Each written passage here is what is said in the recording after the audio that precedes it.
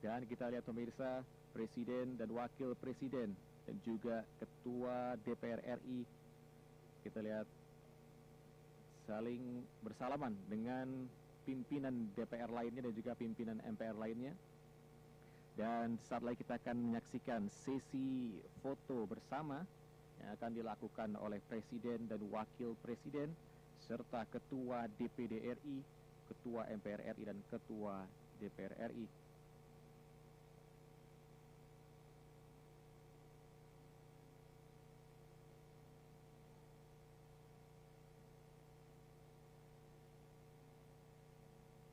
Dan kita pemirsa sesi foto antara Presiden dan Wakil Presiden bersama pimpinan DPD RI atau Dewan Perwakilan Daerah Republik Indonesia, Senator Indonesia.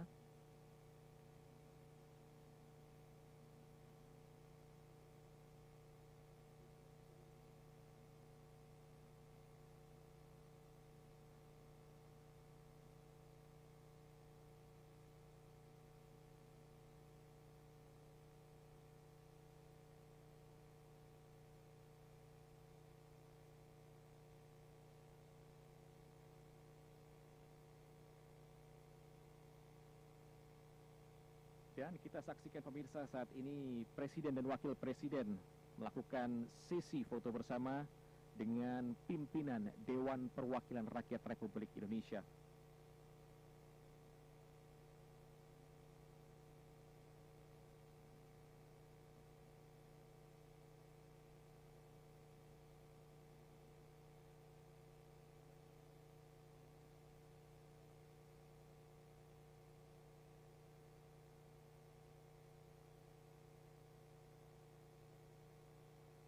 Dan dapat Anda lihat dalam layar kaca Anda pemirsa, saat ini Presiden dan Wakil Presiden akan melakukan sesi foto bersama dengan pimpinan Majelis Permusyawaratan Rakyat.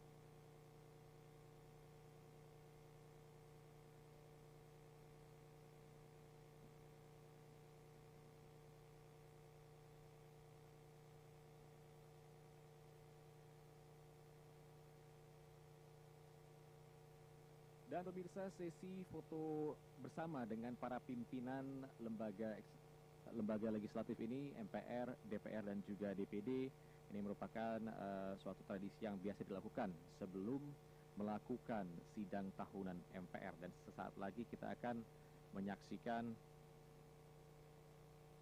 Ketua MPR, Ketua DPD, dan juga Ketua DPR RI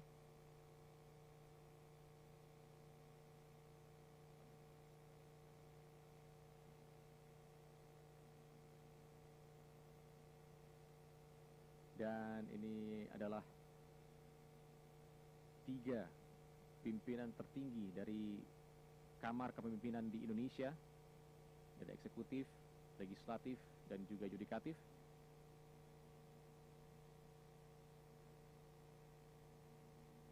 Yang tengah melakukan sesi foto pertama, dan kita melihat pemirsa saat ini Presiden dan Wakil Presiden beserta Ketua DPR, Ketua MPR, dan juga Ketua DPD langsung menuju ruang rapat paripurna. Dan kita melihat bagaimana pakaian adat dari Presiden Joko Widodo yang merupakan baju adat Maluku Utara Tanimbar, dan juga yang dikenakan oleh Ibu Ketua DPR RI yaitu pakaian dari Dayak Kalimantan Barat.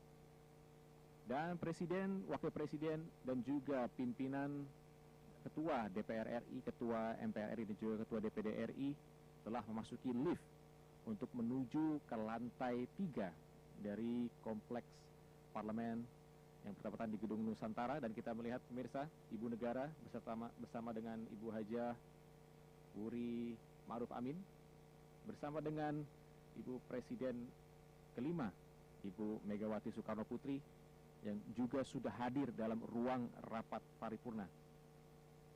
Dan inilah pemirsa, Presiden dan juga Wakil Presiden bersama dengan Ketua DPR RI, Ketua MPR RI, dan juga Ketua DPD RI telah sampai di lantai 3 Gedung Nusantara Kompleks Parlemen Senayan, Jakarta untuk memasuki ruang rapat paripurna.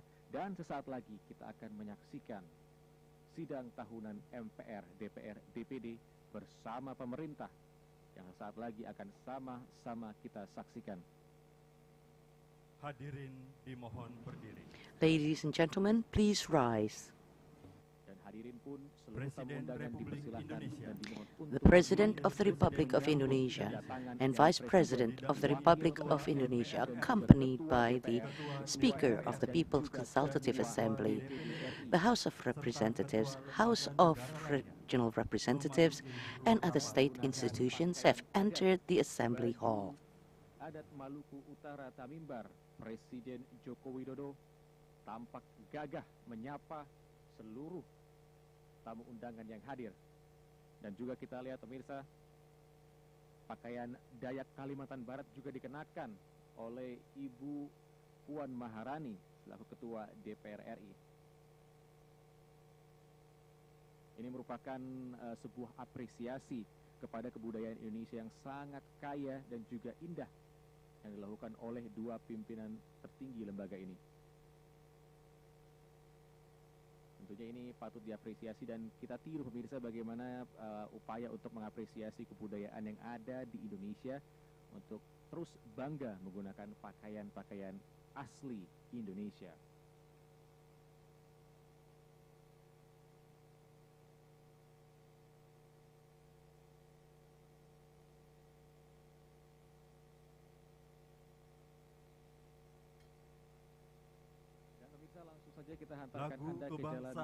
The National Anthem Indonesia Raya. Atas nama kerabat kerja yang bertugas, kami ucapkan selamat menyaksikan.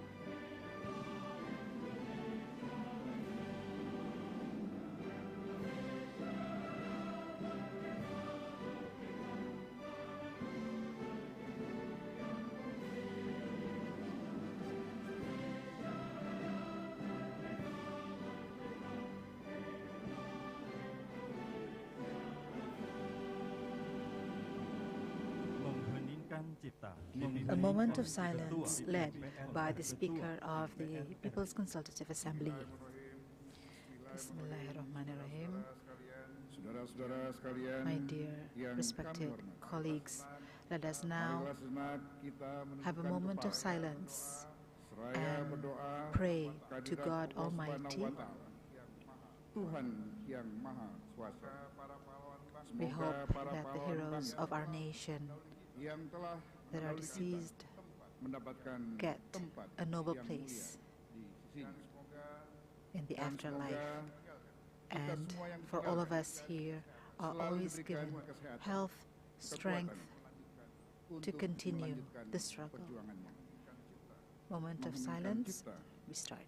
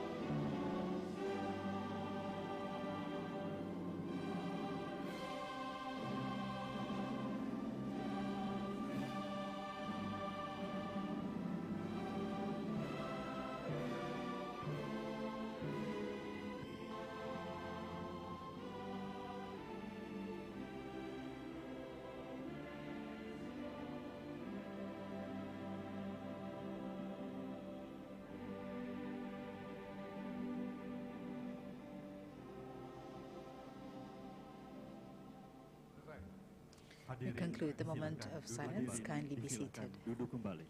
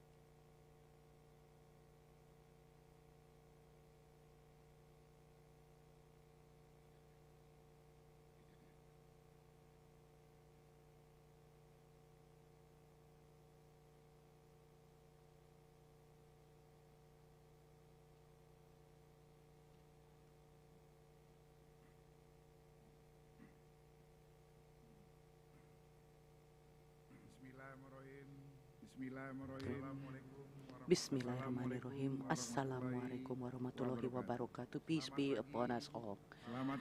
Good morning. Blessings to all of us. Shalom. Om Swastiastu. Namo Buddhaya. Greetings of virtue.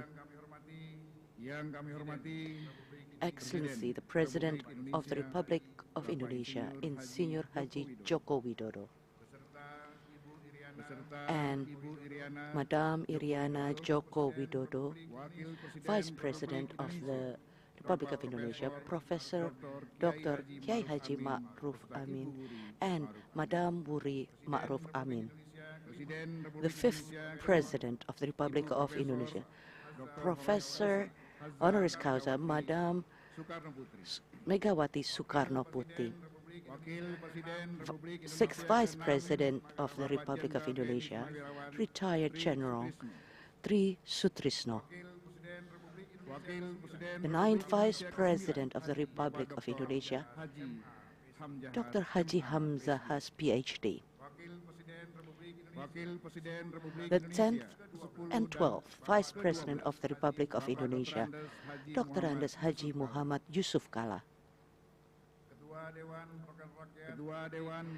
Speaker of the House of Representatives,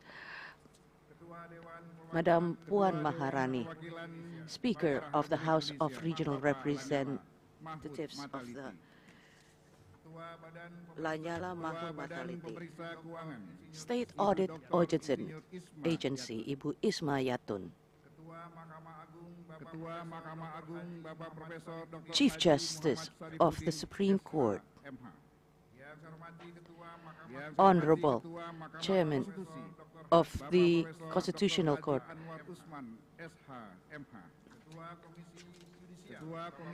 Chairman of the Judicial Committee,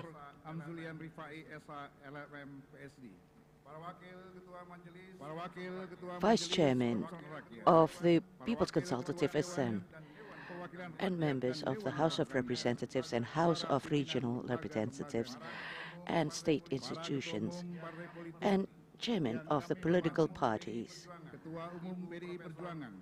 chairman of the PDI Perjuangan, Madam Megawati Soekarno Putri, chairman of Golkar Party, Insinyur Haji Erlangga Hartarto, MBA, chairman of Gerindra, General Retired Prabowo Subianto, chairman of Nasdem Party, Dr. Surya Paloh, chairman of the Partai Kebangkitan Bangsa, Muhaimin Iskandar, President of the Partai Keadilan Sejahtera, Chairman of the Amanat Nasional Party,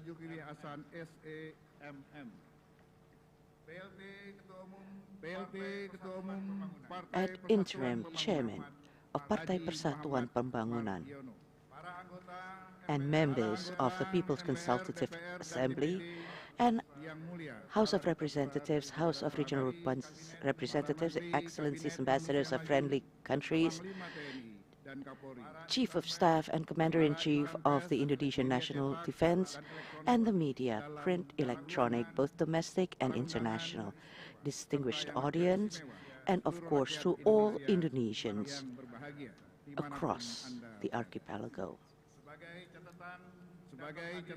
As a note on the number of attendees that was submitted by the Secretary General, there are 429 members present of 719 members of the People's Consultative Assembly,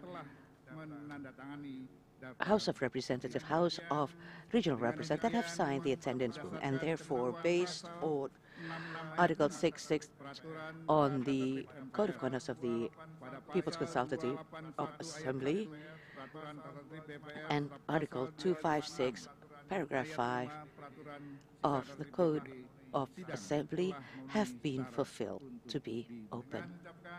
By saying, Bismillahirrahmanirrahim, the People's Consultative Assembly and the Joint Assembly of the House of Representatives, House of Regional Representatives, with the agenda of the performance of the state institutions that will be delivered by the President and the state address of the President in commemoration of the 78th anniversary of the Indonesian independence. I hereby open and is open to the public.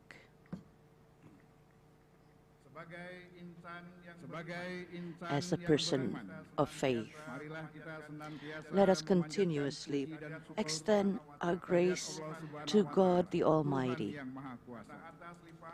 because it is with His blessings and grace that we are given the good health to carry out our constitutional duties and to carry out our dedication to the community, to the state and the nation.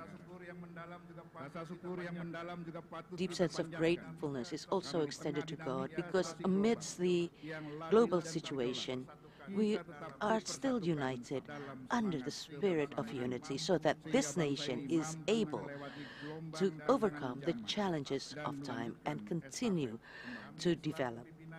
As chairman and member of the People's Consultative Assembly, House of Representatives and House of Regional Representatives, would like to extend our highest gratitude to the President of the Republic of Indonesia, Joko Widodo, and Vice President, Mr. Ma'ruf Amin, and all state institutions for their presence and for accepting our invitation for the Joint Assembly. This momentum is a spirit of mutual cooperation among all elements of the nation. Before I continue, I would like to begin with a poem. Birds fly amidst the sky and perches upon a tree. Thank you for your attendance. Although the coalition may change to be free, and let us maintain our unity and brotherhood.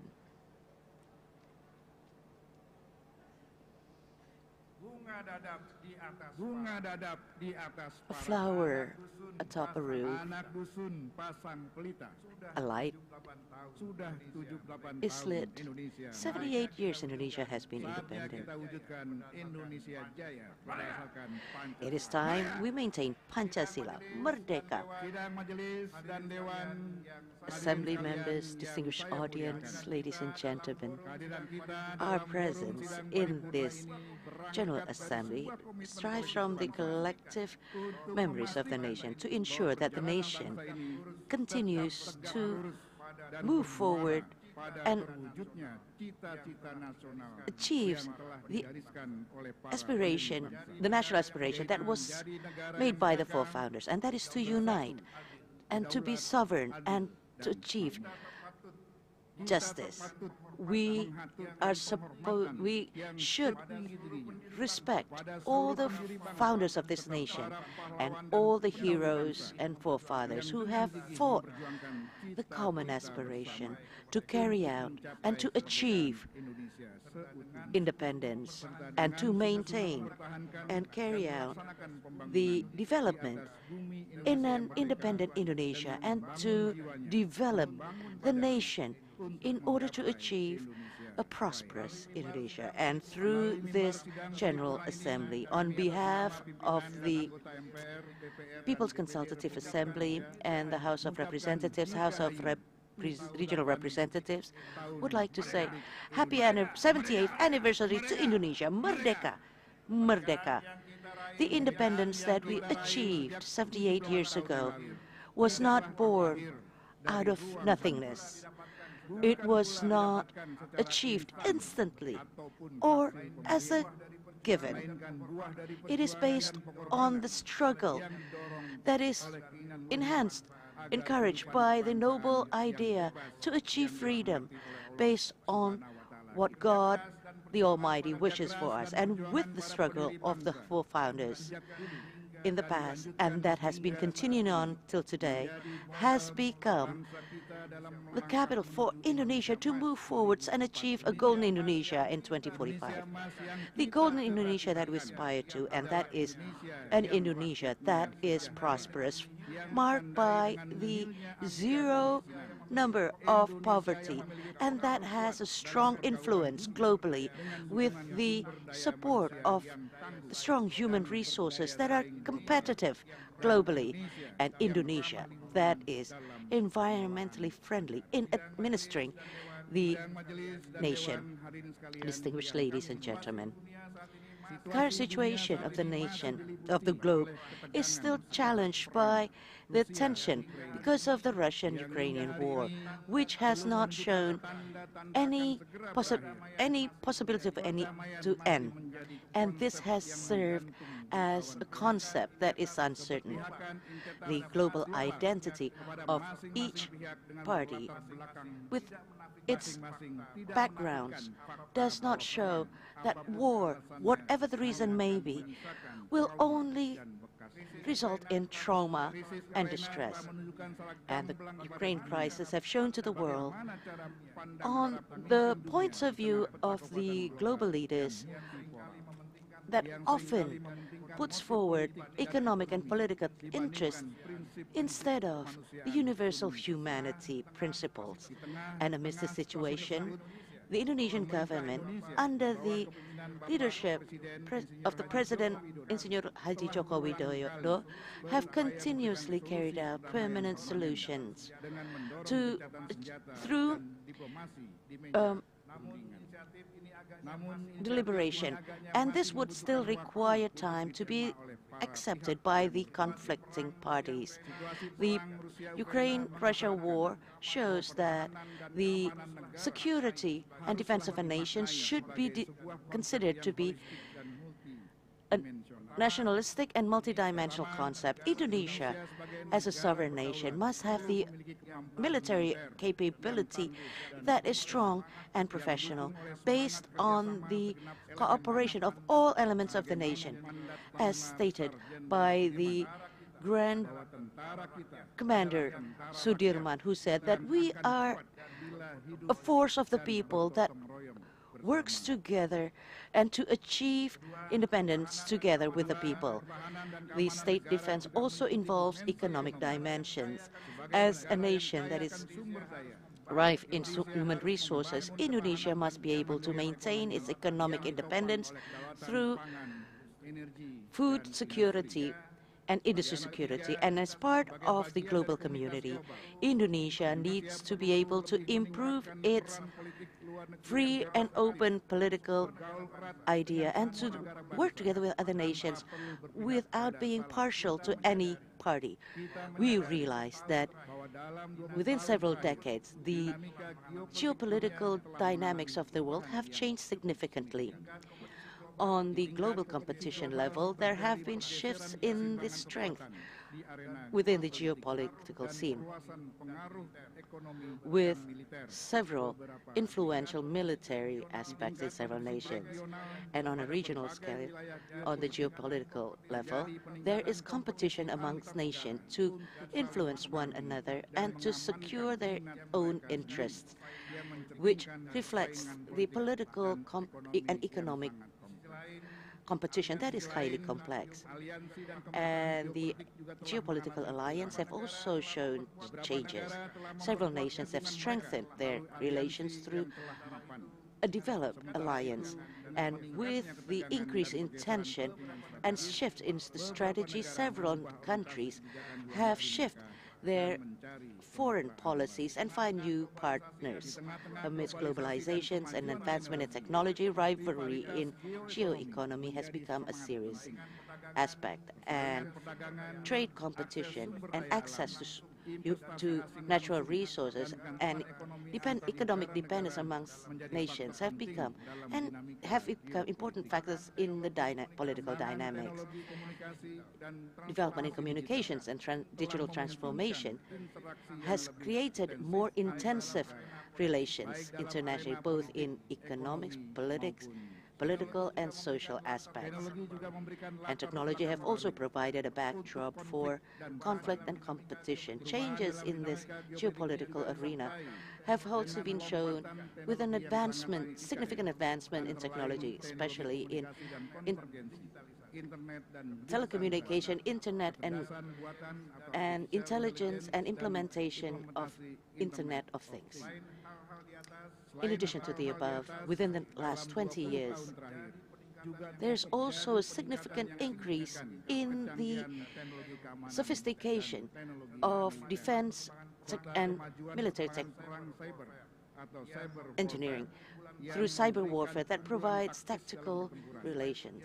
And in addition to the urgency of the transformation of defense in Indonesia that is comprehensive, we also need to anticipate the various geopolitical dynamics and these technological leaps that are significant, whether we like it or not. We need to restructure the Indonesian defense framework within our constitution by restructuring the direction of the nation to ensure that Indonesia has a constitutional framework that is able to absorb the needs of the era. We also realize that Indonesia today is faced by non-traditional threats such as terrorism, climate change, and cyber war that has become the main focus in the geopolitical dynamics. International governments have worked together to develop a framework and mechanism on an international level to face these threats effectively. Domestically, we are currently still faced by the existence of the armed criminals in Papua, and this needs to be handled comprehensively, not only through strict measures by our security forces, the Indonesian National Defense and National Police, but through a cultural approach and prosperity. And what's important is we need to take stern actions over the misuse of the funds that has been delivered to Papua. Distinguished ladies and gentlemen, we need to realize that the national development of Indonesia is still relies on the support of the natural resources. In the beginning of the independence up to 1990s, our natural resources are raw oil, coal, and other natural resources. And these are the main pillar of the funds, currency, and monetary activities. These massive natural resources have changed and have become a storm that exists among us. So we cannot rely on raw materials alone. The government has worked hard to ensure that and make sure that all stakeholders actively participate in the downstreaming process by investing in Indonesia, by developing the capacity of the domestic industries, and to absorb the mineral resources. All the raw materials must be processed by ourselves so that we're able to have a product that has a higher selling value that will be beneficial for the economic growth. Industrial downstreaming is the effort to achieve a national economy that is efficient and just, as stipulated in Article 33 of the 1945 Constitution. This will require changes in the mindset of every stakeholder, both from the government, the business sector, as well as the people, so that there will be a multi-party collaboration to restructure the economy that can result in a high-quality growth and that one that is sustainable. And this could be realized by promoting an economic model that is based on circulation and to carry out efficiency in resources and to reuse the residues derived from the industries to be processed and to provide added value. The paradigm for circularity could only be carried out through quality of the national industry, and one that is able to carry out processing of the materials of the raw the resources from uphill to downhill, as mentioned by President Joko Widodo about downstreaming for nickel, bauxite, and ore. These are encouraged to be processed through downstreaming by banning the export of raw materials. And this shows the consistency of the government to carry out the efforts in improving our economy. Indonesia is a large nation that needs to continue to move forward and to improve and increase its prosperity. We must not become a failed nation and become bankrupt, as seen by several countries that are now the patients of IMF. Indonesia must not be threatened by economic crisis, especially monetary crisis, that has been categorized as fiscal failure. We are a nation with the highest natural resource like nickel, coal, gold, copper, and natural gas. However, there are still citizens who have not been able to enjoy these natural resources. We would like to thank the government who has strived to reduce the level of poverty, and this has been carried out continuously, and make sure that the government that the natural resources should be used for the benefit of the people. Therefore, we need to think about a roadmap and that is long-term, so that to serve as a guideline for this nation to move forward. We need to be working holistically and consistently and continuously, from one period of government to the next period of government, between the central government and the regional government, so that they're able to utilize all the natural resources for the goodness of the people. Therefore, we need to consider once again the importance of the directives of the nation as a legal product that can prevent and at the same time become a solution to overcome the various issues faced by this country. The discussion must be carried out after the elections in 2024, so we have enough time and legitimate time to do that. And another challenge of the nation is in the financial sector, where the economic sector has transformed rapidly towards digitalization and integration. The development of innovation and technology in the financial sector and the digital finance and crypto assets in Indonesia continues to show great developments. The presence of digital financing has been felt by all in terms of its efficiency and speed, and serves as a strategic point for economic growth and to increase the investment values and to open up new employment opportunities.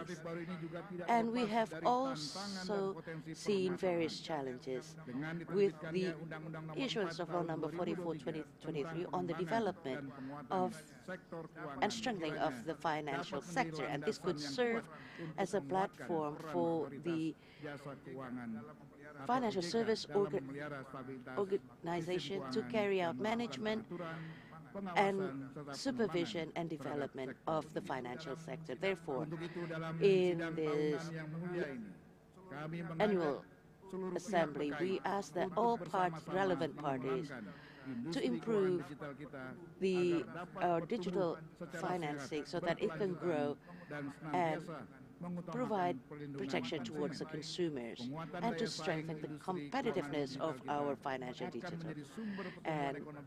digital finance, and this can serve to become a just and sustainable financing. Distinguished ladies and gentlemen, amidst the hard work to carry out the economic development in everybody, it is important to also restructure the democracy in our nation. Within the next 6 months, on February 24th, 2024, we will implement the constitutional mandate to achieve democracy through the general election, to elect the representatives in the House of Representatives and the House of Regional Representatives on the House, regional, at the Regency and provincial levels. The election will be completed within the next months following that, but democracy will not end at the election. Democracy can continue, must continue for eternity and be in our lives. Realization of economy is not about who will win the votes of the nation, but most importantly, how we can develop the policy-making process for the benefit of all citizens. With this spirit, let us welcome the 2024 general election to realize a constitutional democracy while maintaining the unity and the brotherhood of the nation, so that the general election can be served as a contest to choose the best people to sit at the legislative and executive levels, both in the Regency, municipality, and also provincial levels. And we also hope that whoever will be elected must continue the efforts and be consistent in taking positive steps to carry out what has been started by the previous leaders. And with that, and under the principle of the nation, all of the leaders and the administrators and all citizens must make the law as the foundation and guideline in carrying out their activities on a national scale. And this needs also to achieve justice and benefits for all citizens, because therefore all chairmen of political parties and also figures of the nation must also bear the responsibilities in preparing the continuity of the leadership of the nation based on the principle of national democracy based on law. Whoever will be elected as president and vice president must be supported by everyone to carry out the grand mission to achieve and advance Indonesia from Aceh to Papua.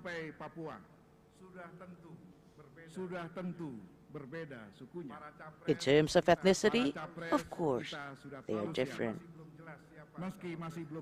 We know who they are, but we're still uncertain who will lead us in the future. Members of the Council, current situation of the world have shifted with the contribution of the Asian nations in the economic and political system. on a global scale, and also the collective strength of ASEAN that has always been said to be the basis of the new world development. Indonesia will be faced by a reality that is complex as we approach 2025, where Asia will become the epicentrum of growth. In this situation, it is important for all of us to bring up the awareness about nationality among the youth that is currently developing and makes up most of the demography of this population. The millennial generation and the Z generation have begun to dominate with a proportion of 35% in the future election. The composition of the two will also reach 61% of the total number of voters, and this shows that the transition among generation is currently taking place, both in terms of the national bureaucracy as well as in a political level. And we need to take interest in this and take serious action to simulate their understanding of the nation, especially for the youth.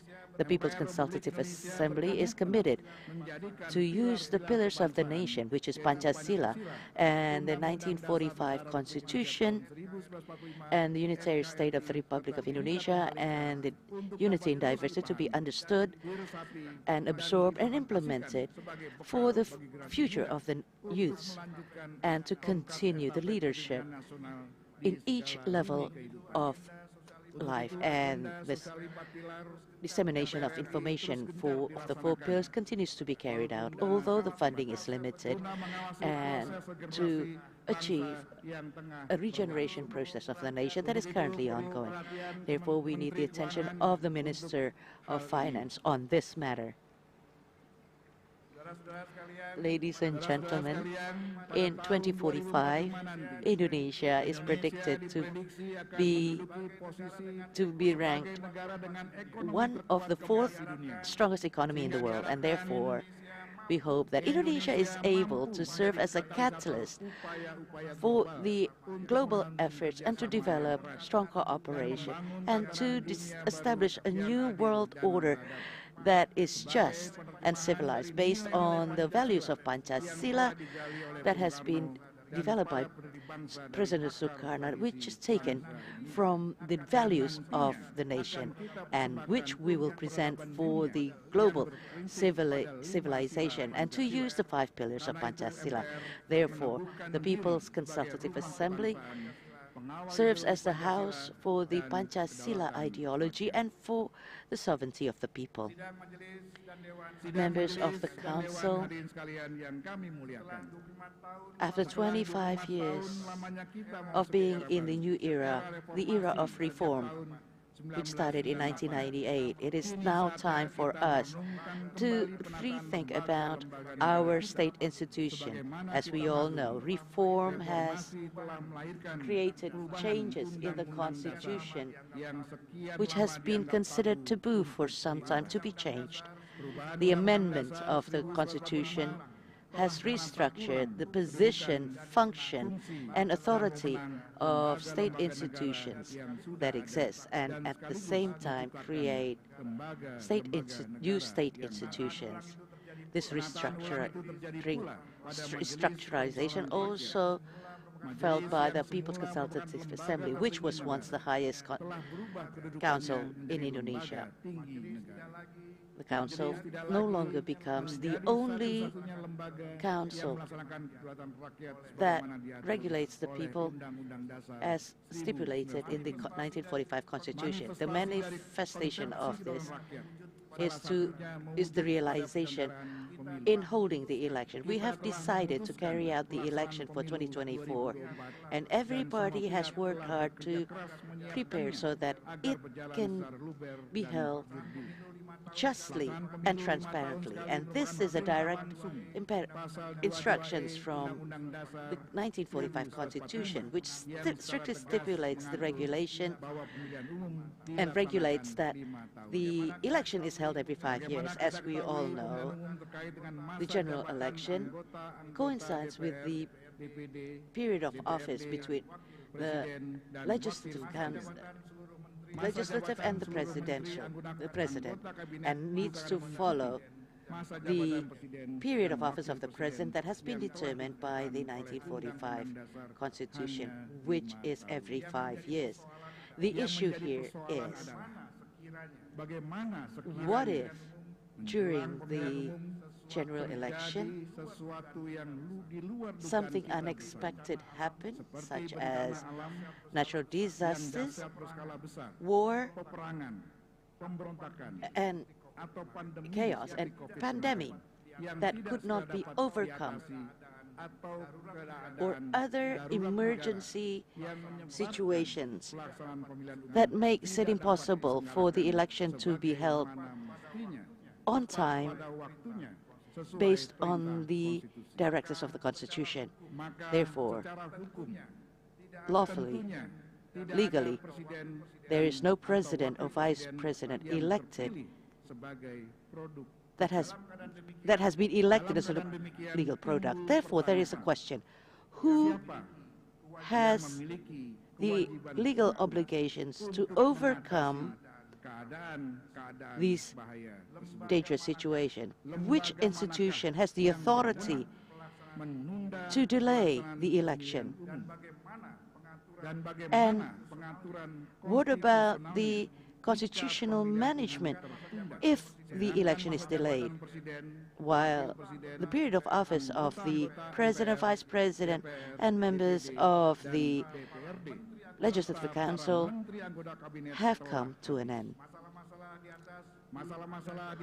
All of the issues still has not been resolved since the amendment of the 1945 Constitution, and this would require great attention from all of us as members of the nation. Prior to the amendment of the Constitution, the People's Consultative Assembly are able to make decisions to complement the regulations that exist in our Constitution. And after the amendment of the Constitution, do we still have the authority to carry out, to make decisions on these regulations? This is something that we need to think about and discuss together so that we're able to maintain the security and safety of our state and nation. And as mandated on Article 1, Paragraph 2 of the Constitution on the sovereignty of the people. Therefore, the People's Consultative Assembly can be complemented with a superlative and subjective authority to make decisions or to decide upon, make decisions on regulation to overcome the impact of a situation in situation that cannot be anticipated or controlled normally. Ideally, the People's Consultative Assembly should be returned to become the highest institution of the state, as stated by the 5th President of the Republic of Indonesia, Madam Hajah Megawati Soekarno Putri in Lemhanas on May 23, 2024. Members of the Assembly, before we listen to the report of the performances of the state institutions that will be delivered by the President, as well as the financial note, and in commemoration of the 78th anniversary of Indonesia's independence, I would like to say that in line with the agreement after last year, the joint session of the DPR and DPD that was led by the House of People's Consultative Assembly, now it will be led by the Speaker of the House of Regional Representatives. And now allow me to conclude my speech for the annual assembly of 2023 and to have our collective awareness in this country. A pigeon has a different color, but the one that lays the egg is the female. Coalition preference may have different candidates, but we have the same goal towards Indonesia Jaya. The water is running from the land, and the downstream will end in the is it Ganjar, Prabowo, or Anies that we put as a candidate. We should continue our development. I think that is all. The introduction for the annual assembly of the MPR of 2023. May God Almighty continue to bless us, to all of us. Amen. Next, I would like to invite the Speaker of the House of Regional Representatives, Mr. Lanyala Mataliti, to lead the joint session or joint assembly of the DPR and DPD. Wassalamualaikum warahmatullahi wabarakatuh.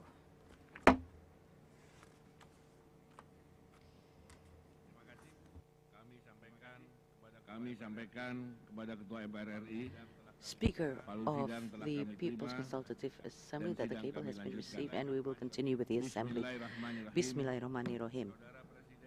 Mr. President, Mr. Vice President, and members of the Council that we truly honor. The joint assembly of the House of Representatives and the House of Regional Representatives as regulated in Article 228 and 293 of Law Number 17 2014 on the Legislative Council has been carried out before the opening of the assembly period, where members will listen to the state address of the President. We need to be grateful that we're able to attend the assembly in full without any limitation. Therefore, we need to provide great appreciation for the performance of the government in handling the COVID-19 pandemic, so that on June 21st, 2023, the President has officially stated the lifting of the COVID-19 pandemic status. And now, on behalf of the members of the House of Representatives and members of the House of Regional Representatives, we'd like to say happy anniversary to the Republic of Indonesia. And I hope that in its 28th year, all of us, all Indonesians, can continue to move forward, advancing Indonesia. Mr. President, Vice President, and members of the Council. In this auspicious occasion, allow me to present to you the best citizens of the nation. They have carried out a great deed and have succeeded in flying the Indonesian flag in each mass of achievements. Today they are present, and they are the 500 role models from across Indonesia. That comes from 10 ministries, bodies and institutions and agencies, and 21 representatives of kings and sultans of the archipelago from across every region of Indonesia, and the birth of the unitary state of the Republic of Indonesia. The 500 role models comprises of 48 role models from the Ministry of Environment and Forestry, 180 role models from the Ministry of Home Affairs, 144 role models from the Ministry of Health, 6 role models from the Ministry of Tourism and Creative Economy, 60 role models from the National Population and Family Planning Board, 12 role models from the Ministry of Villages and Development of Underdeveloped Regions and Transmigration, 8 from the Protection of Indonesian Migrant Workers Agency, 6 role models from the Parlemen, youth from the from the House of Representatives of Republic Indonesia, 10 role models from the Ministry of Energy and Mineral Resources, and 20 role models from the Ministry of Agriculture. We'd like all the role models to please rise.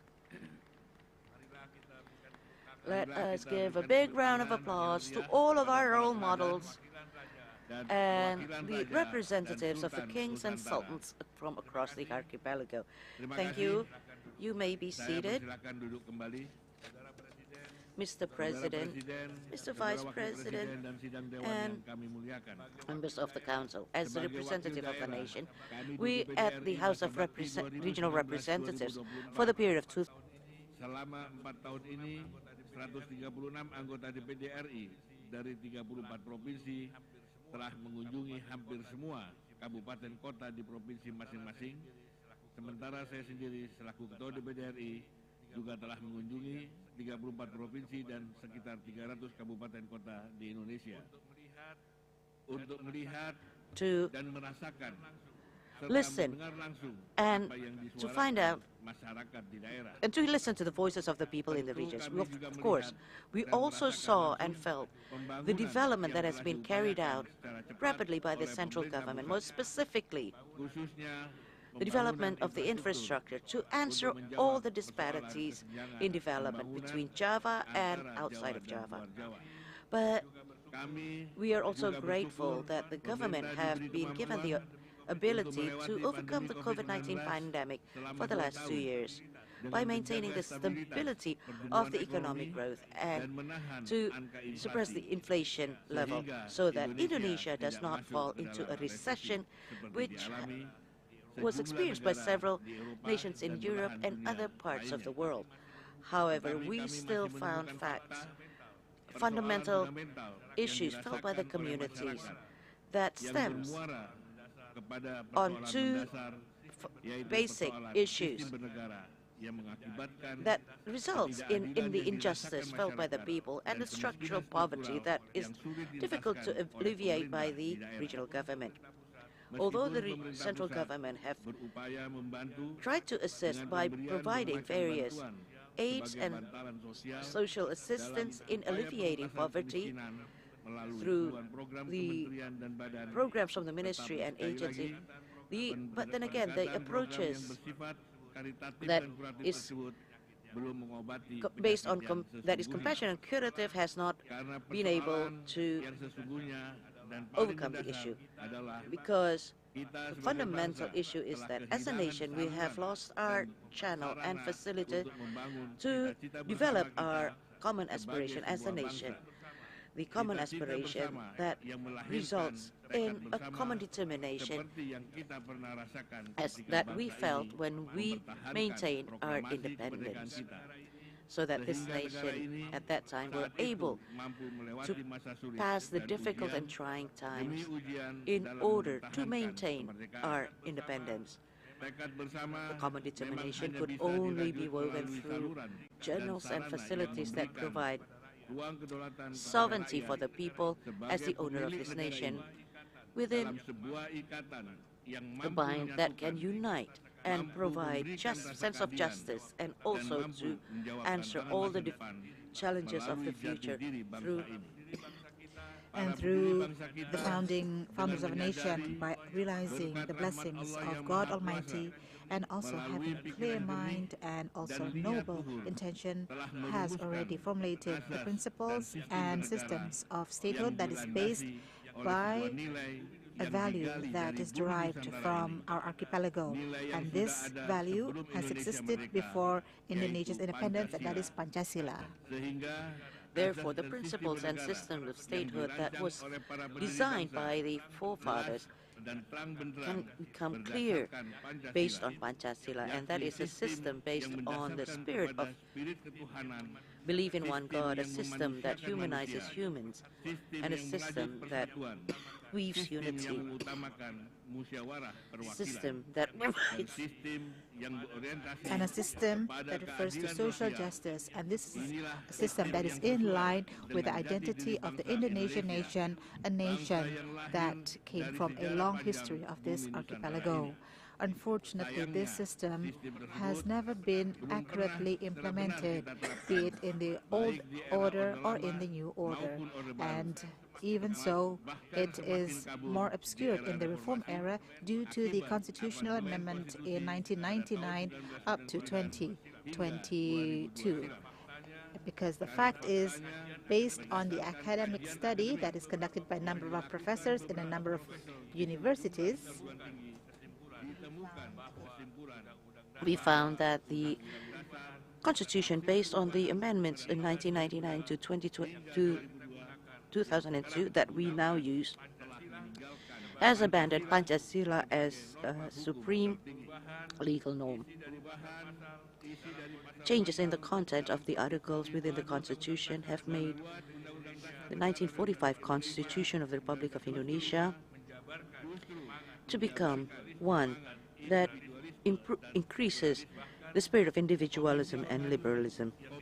In fact, the Constitution that was established through the resolution of the People's Consultative Assembly, MPR number 1, MPR 2002, that serves to carry out the studies of the amendment, have stated that because of the lack of terms of reference and academic papers in the amendment of the 1945 Constitution has resulted in inconsistencies in the theories and concepts and in managing the contents of the Constitution. This means that these amendments were not complemented by a holistic approach from the side of philosophy, history, sociology, political jurisdiction, and comparative. Therefore, we at the Regional House of Regional Representatives welcomes the desire of the People's Consultative Assembly to carry out improvements in our state system as a road to be able to provide room for all nations to achieve a common dream and achieve a common determination to realize the aspirations of the nation. Therefore, we would like to ask, especially in facing the challenges of the future that has become more complex and uncertain, that is filled with turbulence. And to solidify the sovereignty of a state, we require a joint determination, cooperation, struggle, spirit, and positive contribution, as well as the engagement of all elements of the nation without exception and unconditionally. And for that, we need a state administration system and a statehood system that is much better, that is able to address the challenges and threats of the future. A system that is able to unite and fully serve for all elements of the nation, whereas it is able to realize and become the embodiment of the people, and the essence of people's sovereignty really has a benchmark, a clear benchmark in our state administration, where eventually this nation will become stronger because the owner of the sovereignty, and that is the people, has the right to also determine the journey of this nation. So in having a nationalism and patriotism, soul of the people will be built by itself to realize social justice for all the people of Indonesia. And that is a statehood system that is formulated by the founders of this nation, what we know as the Pancasila democracy system and the Pancasila economy system, its own system, an original Indonesian system that does not adopt the system of any country. Mr. President, Mr. Vice President, and members of the Assembly, I would like to say in this opportunity that the House of Regional Representatives of Indonesia has accepted direct aspiration about the need of this country to review on the statehood system that we are currently implementing.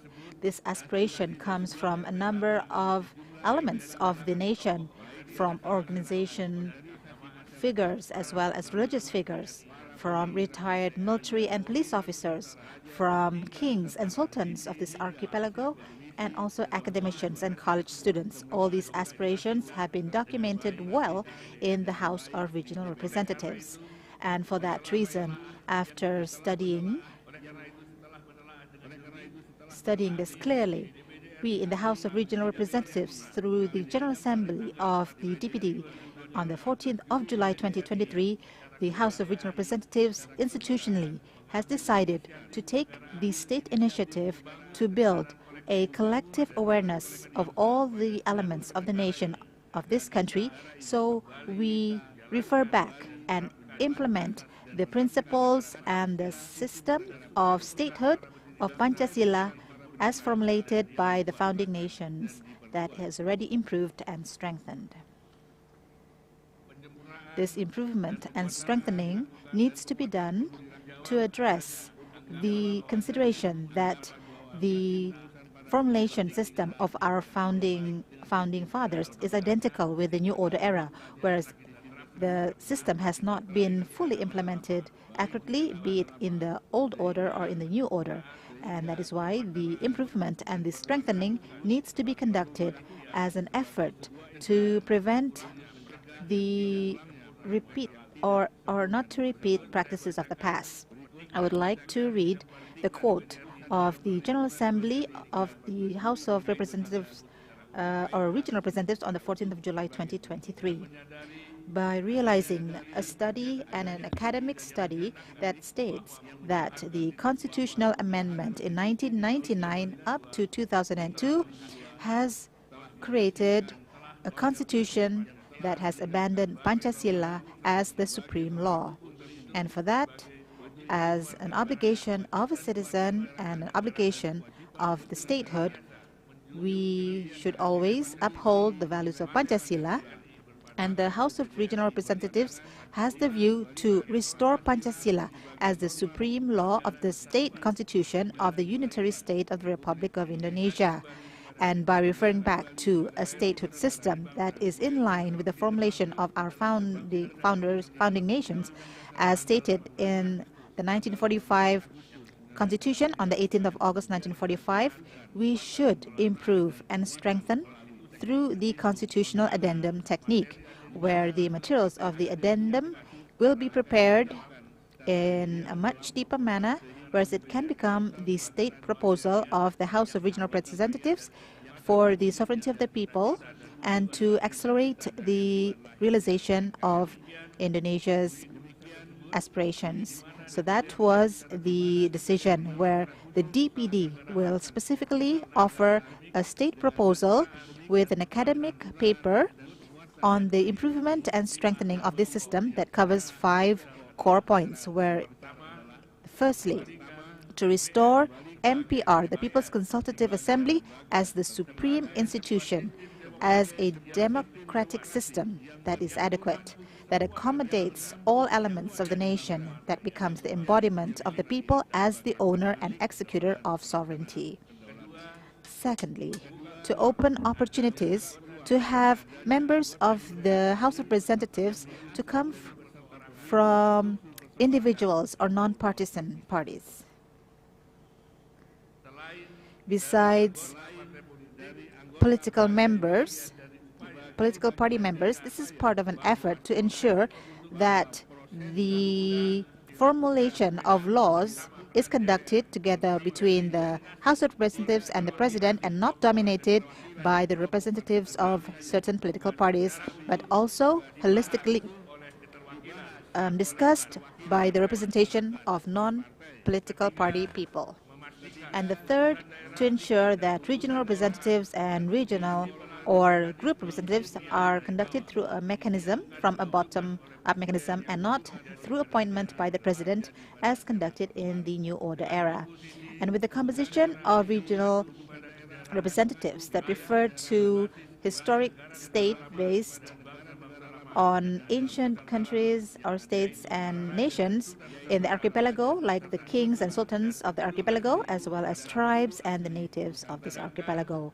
Whereas for group representatives will be covered by the civil society or civil social organization and profession organization that has a historic element and contribution for the advancement of economy, social, culture, defense, security, and religion for Indonesia.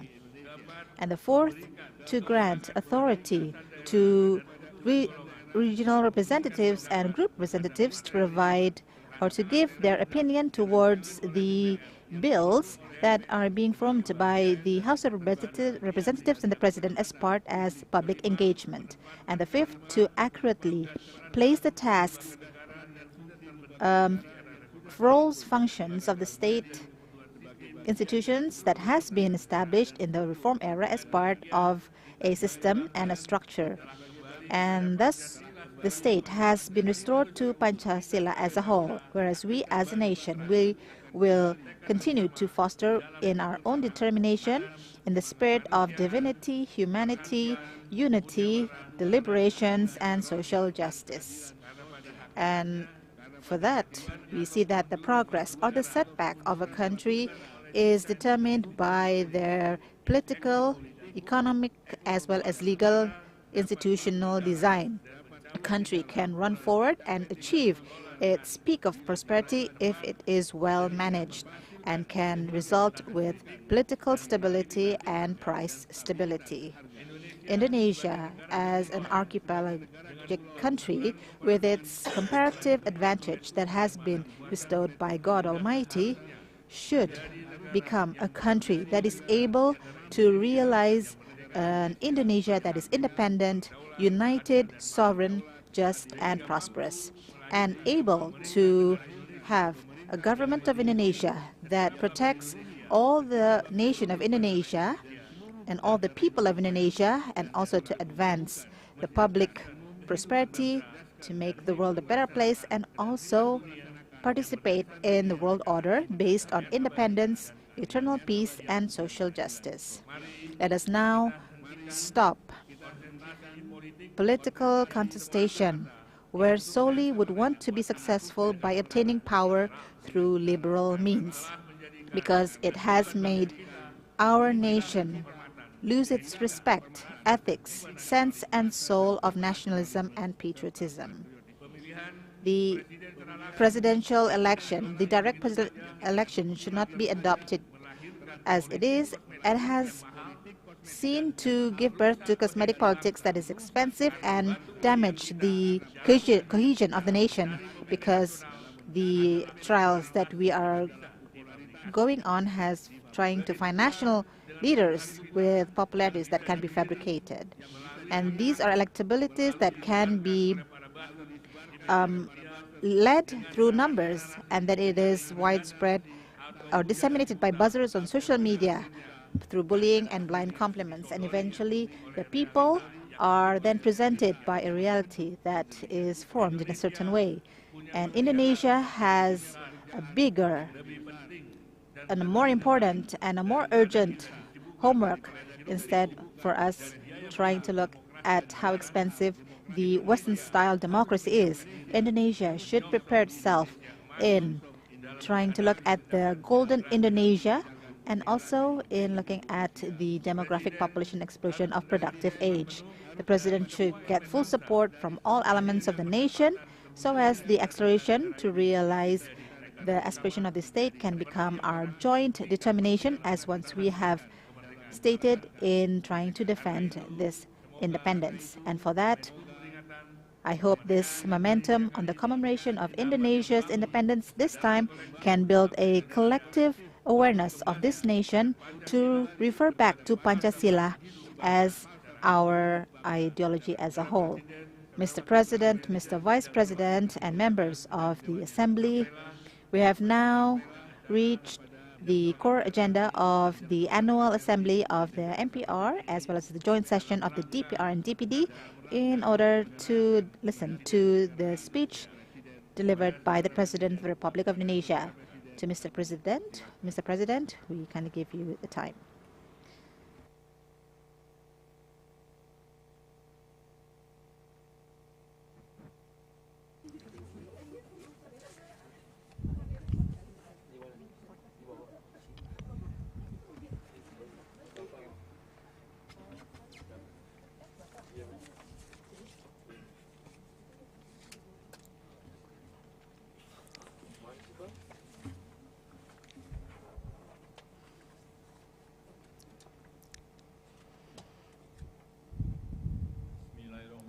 Bismillahirrahmanirrahim. Assalamualaikum warahmatullahi wabarakatuh. Good morning. May peace be upon us all. Shalom, Om Swastiastu, Namo Buddhaya, greetings of virtue. Distinguished Vice President of the Republic of Indonesia, Bapak Profesor Dr. Ma'ruf Amin and Ibu Wuri Estu Ma'ruf Amin.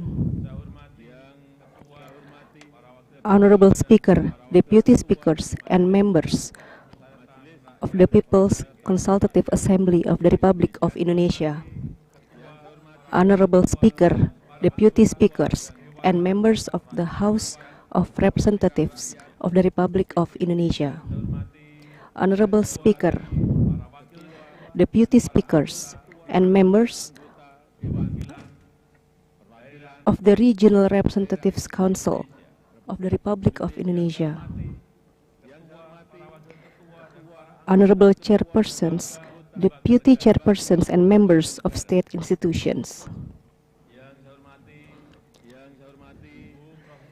Distinguished Ibu Profesor Dr. Hajah Megawati Soekarno Putri, the fifth President of the Republic of Indonesia. Distinguished Bapak General Retired Tri Sutrisno and Bapak Haji Hamzahas. Distinguished Bapak Haji Muhammad Yusuf Kala and Ibu Hajah Mufidah Yusuf Kala. Distinguished Ibu Hajah Sinta Nuriyah Abdurrahman Wahid. Excellencies, ambassadors of friendly countries, and heads of international agencies and organizations. Distinguished ministers of the Indonesia Onward Cabinet, the Attorney General, Commander of the Indonesian National Defense, Chief of the Indonesian National Police, distinguished chairpersons of political parties, my fellow citizens, distinguished ladies and gentlemen.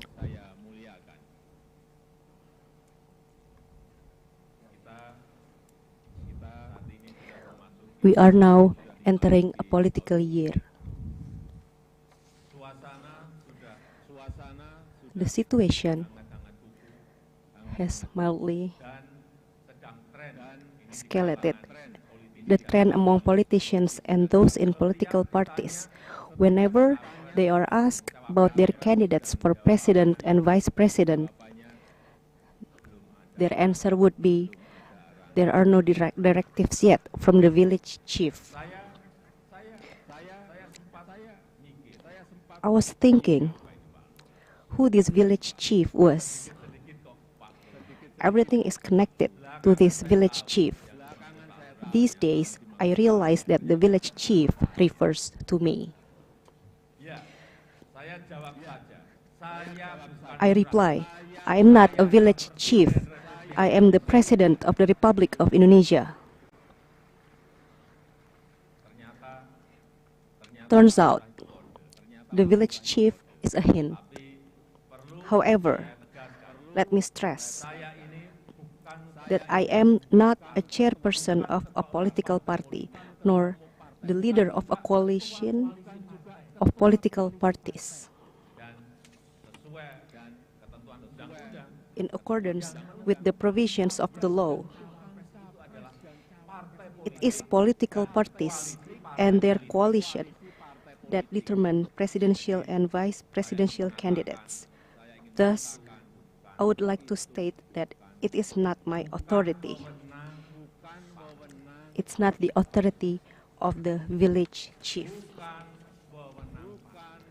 Not the authority of the village chief. Although I understand that it is the nature of a president to become a scapegoat, a target, a shield. Even before the campaign season begins, my pictures are everywhere.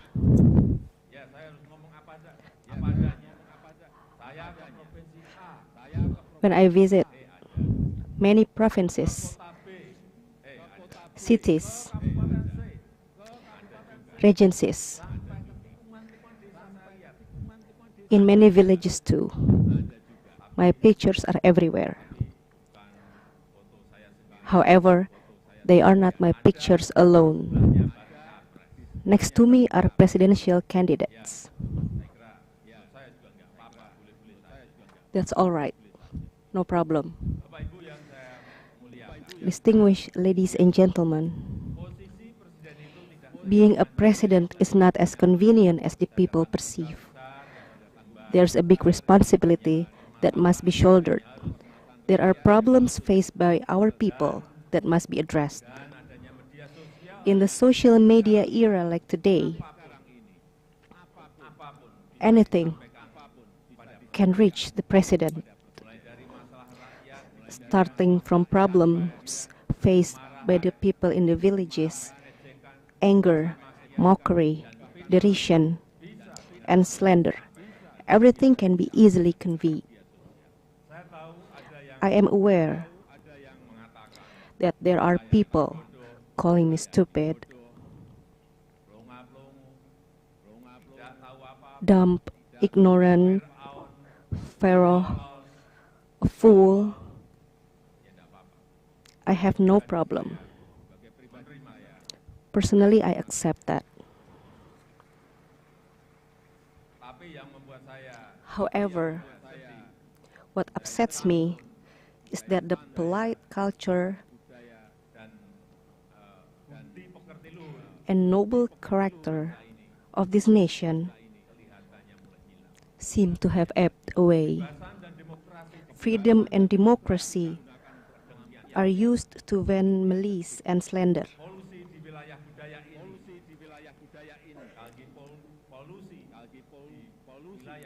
This moral corruption hurts our civility. Indeed, it is not always the case. The majority of the people is also disappointed with this moral corruption. The mockery and insults have actually awakened the nation's conscience to unite, preserving the morality in the public space and protecting the mentality of society so that we can keep moving forward, carrying out the transformation of the nation towards an advanced Indonesia, towards the 2045 Golden Indonesia. This is what I frequently mention in every occasion, that Indonesia today has a great chance to achieve the 2045 Golden Indonesia vision and to be among top 5 global economies. We have the chance.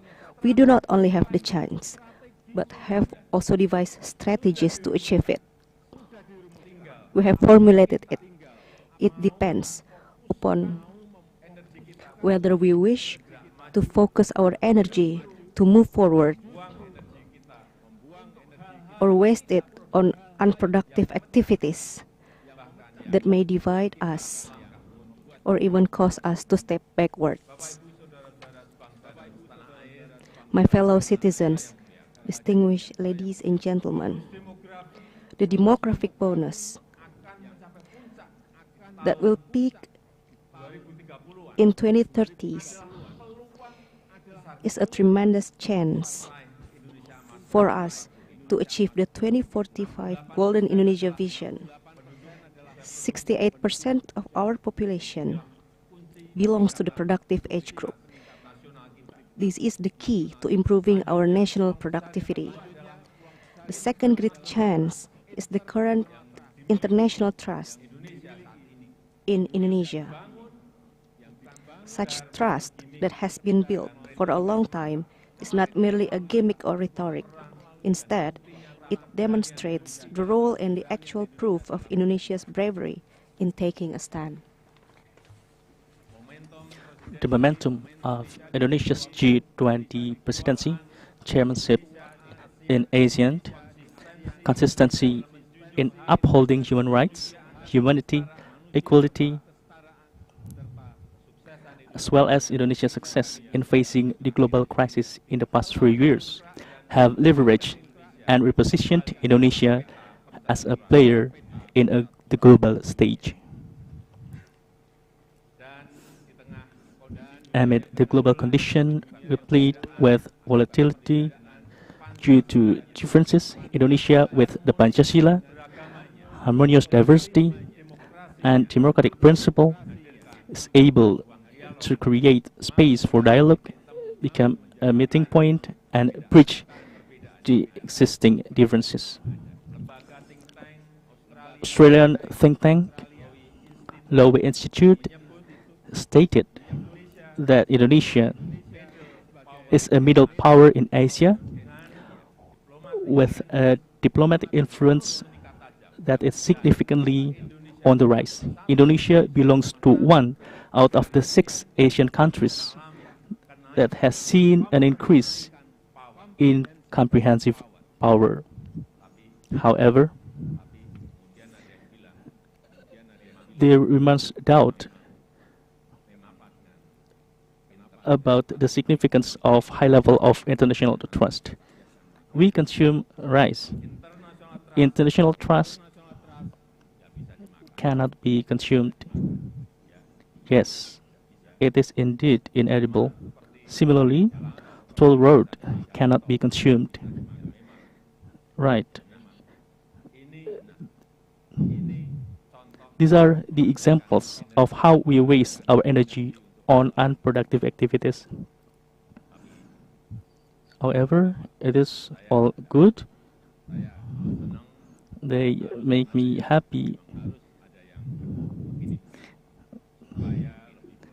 They are here to make things more lively and not monotonous.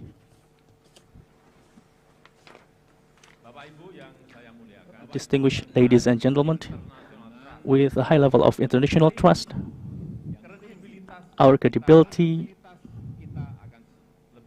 will be even more acknowledged, and our sovereignty will be even more respected. Indonesia's voice will be heard, making it easier for us to negotiate.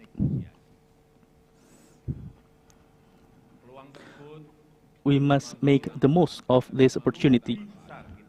We would be at a great loss if we miss out this opportunity, because not every country has it, and there is no guarantee that we'll have it once again.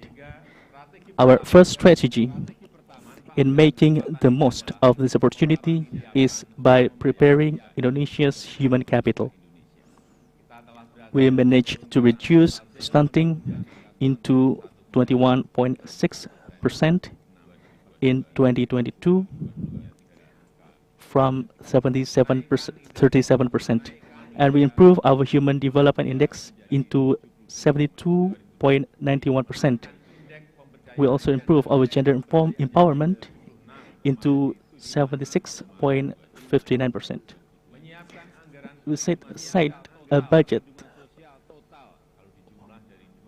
for social protection from 2015 to 2023,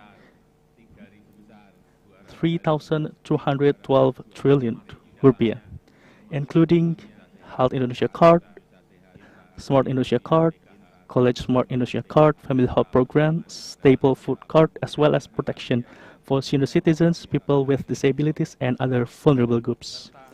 We also have reskilled and upskilled the labor through work training centers and pre-employment program card. At the same time, the people who have been prepared should get jobs that can improve national productivity. We must create new economic sectors that provide many job opportunities that bring the greatest added values. This is the role of the green economy sector and downstreaming as our windows of opportunity to accelerate progress, because Indonesia boasts abundant natural resources, including minerals, plantation products, marine products, as well as new and renewable energy. However, abundant natural resources are not enough. Owning them is not enough, because it will make us complacent as a country by merely selling raw materials without added values, without sustainability. Let me reiterate that Indonesia must not end like that. Indonesia must become a nation that can transform into a developed nation that is able to manage her resources, give added values, and bring prosperity for the people. We can realize this by doing downstreaming. I have reiterated many times. The downstreaming that we are going to do is through transfer of technology, which uses new and renewable energy resources, while minimizing environmental damages. The government obliges mining companies to make adequate nurseries, to carry out reforestation of lands previously used as mining areas. Downstreaming must be carried out not only for mining commodities, but also non-mining commodities, such as palm oil, seaweed, coconut, and other potential commodities. The downstreaming will also optimize local content by partnering with these MSMEs, farmers, and fishers, so that they can enjoy the benefits. We are taking measures, and we must carry on. It is a bitter pill to swallow for raw material exporters. It is perhaps an unavoidable condition for short-term state revenue. However, once a large ecosystem has been established and the processing plants are ready, I fervently believe it will produce a good result in the long run, especially for the welfare of the Indonesian people. As an illustration, after we discontinued exporting nickel ore in 2020, investment in nickel downstreaming recorded a rapid growth.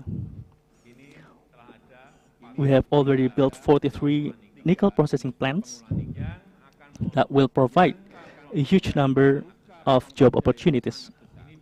This is from one commodity only. With consistency in carrying out downstreaming in nickel, copper, bauxite, CPO, and seaweed, and other products, based on our calculation, in the next 10 years, our per capita income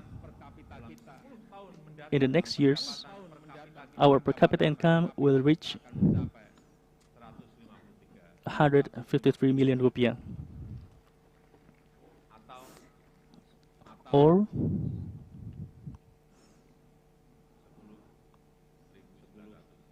$10,900. In the next 15 years, our per capita income will reach 217 million rupiah, or more or less $15,860. In the next 22 years,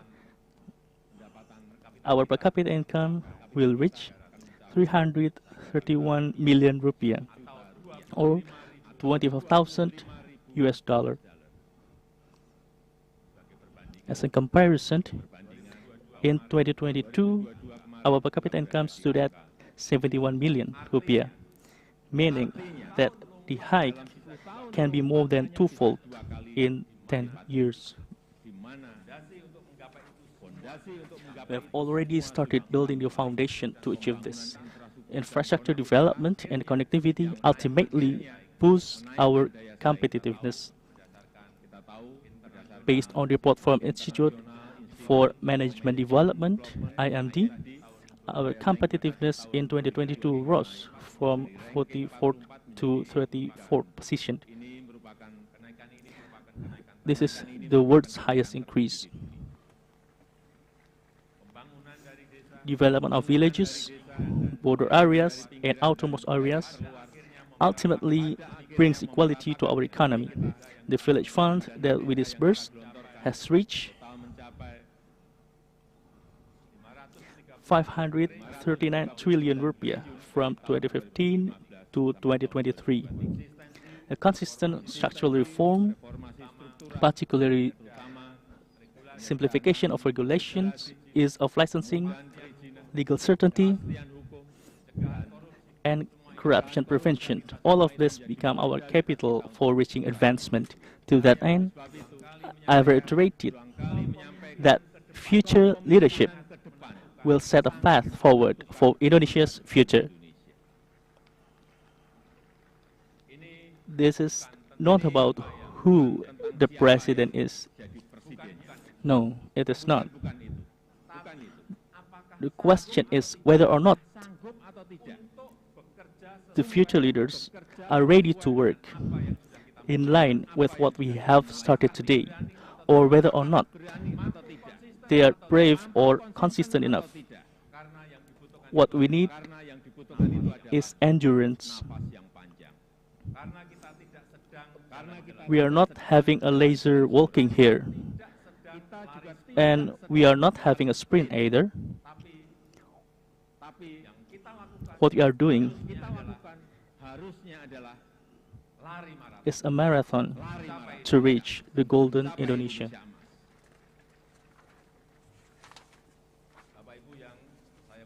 Distinguished ladies and gentlemen, the challenges ahead will be daunting. Choices of policy will be increasingly challenging to make. So it takes courage and trust to make difficult, unpopular decisions. To that end, in my opinion, a leader must earn public trust. For trust is one of the factors determining whether a policy is feasible, whether a decision can be followed up or not. It is a political strength to lead a nation, a big nation as Indonesia. Moreover, a leader also needs support and cooperation from components of the nation. Thus, I would like to thank heads of state institutions, ulamas, religious figures, public figures, community leaders, teachers, culture bearers, health workers, journalists, political parties, politicians, government apparatus, UTNI, and the police, and all community members who have been lending their support. I also appreciate the endeavors made by the MPR in strengthening the national foundation, broadening the understanding of the national ideology, reviewing the content and legal form of the state policy guidelines, and promoting international cooperation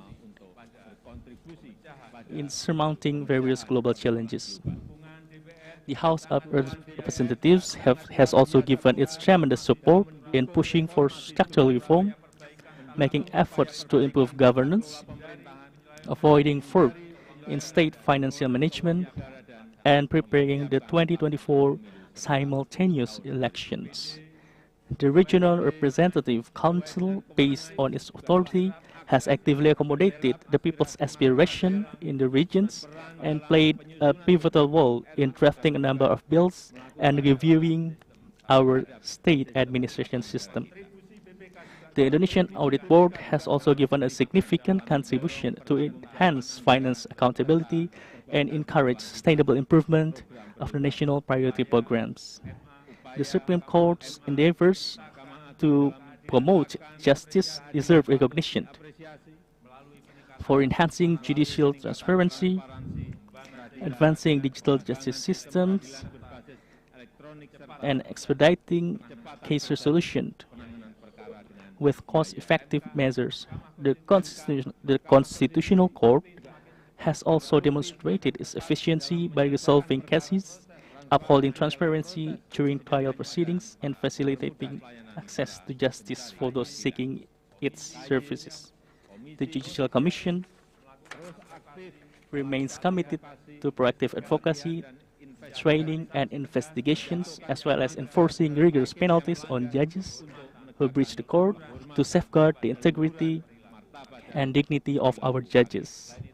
Furthermore, I'd like to express my gratitude to Bank Indonesia, the Financial Service Authority, the LPS, the KPK, the Ombudsman, the KPU, the National Commission on Human Rights, and other national institutions for their contributions in accordance with their roles and responsibilities. May Allah the Almighty always bless and ease the endeavors of the Indonesian nation towards an advanced Indonesia that we aspire to be. Let us unite for an advanced Indonesia. Long live the Republic of Indonesia. Long live the land of Pancasila. Independence. Independence. Independence. Thank you. Assalamualaikum warahmatullahi wabarakatuh. Om Santi Santi Om. Namo Buddhaya. For information, I am wearing a attire from the Tanimbar, the province of Maluku. Thank you.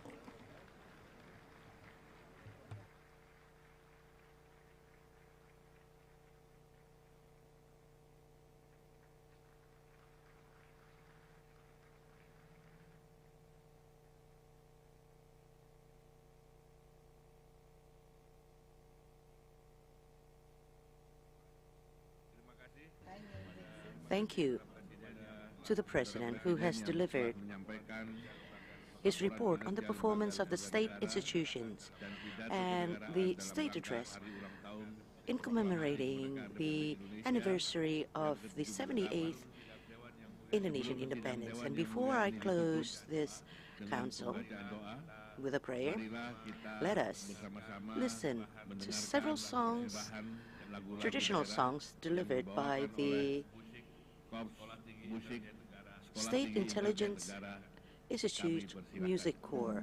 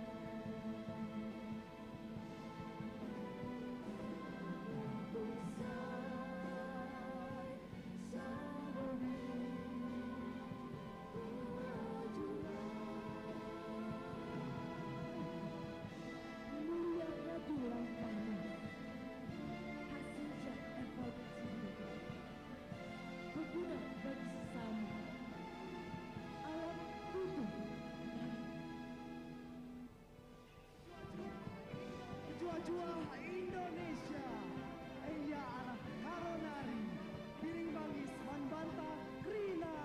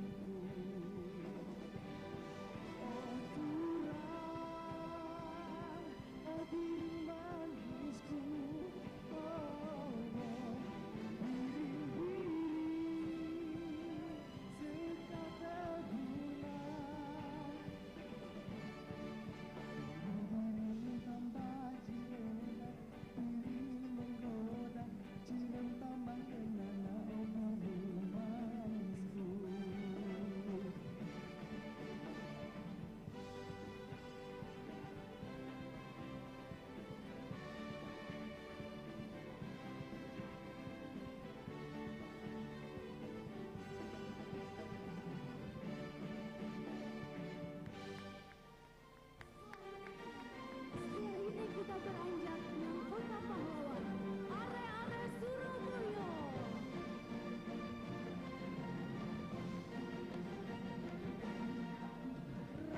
Ayo rek, rumah koneng tujuan. Rek, ayo rek, rame-rame kumaruan. Cak, ayo cak, sopo gelem melu aku. Cak, ayo cak, kenalan cak, ayo.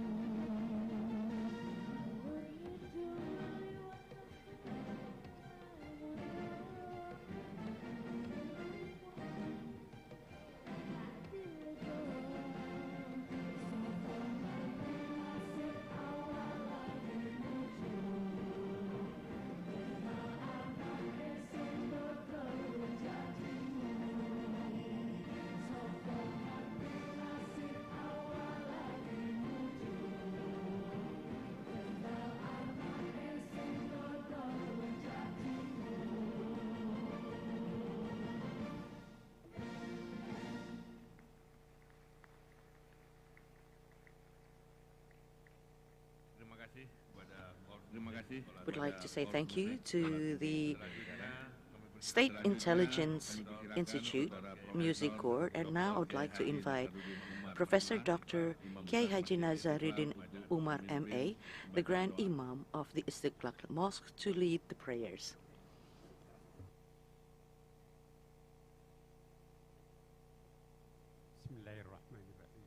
Bismillahirrahmanirrahim.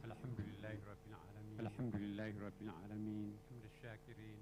حمد الشاكرين حمد الناعمين حمد الناعمين حمدا يوافي نعمه ويكافئ مزيد. يا ربنا لك الحمد كما ينبغي لجلال وجهك الكريم وعظيم سلطانك. اللهم صل وسلم عليه. يا الله يا رحمن Allah, Ya Rahman, Ya Rahim. From the deepest part of our hearts, we'd like to extend our gratitude to you because this morning, in this auspicious morning, we are able to hold the annual assembly of the House of Representatives and the joint assembly of the House of Representatives and House of Regional Representatives, and to witness the delivery of the State Address of the President of the Republic of Indonesia in commemoration of the 78th anniversary of the Indonesian independence.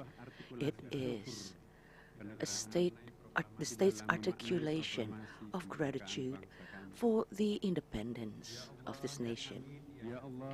Ya Allah, you once promised us, if you are grateful, we will provide you with more joy. And on the celebration of the proclamation of Indonesia independence, everyone in Indonesia have shown their appreciation and gratefulness for the independence you have bestowed upon us.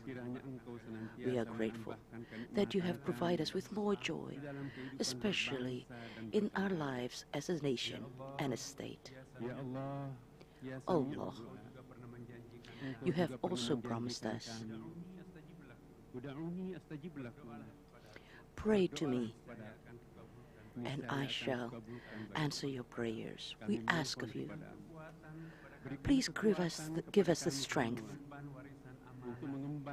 to carry on the mandate and the noble determination of our forefathers.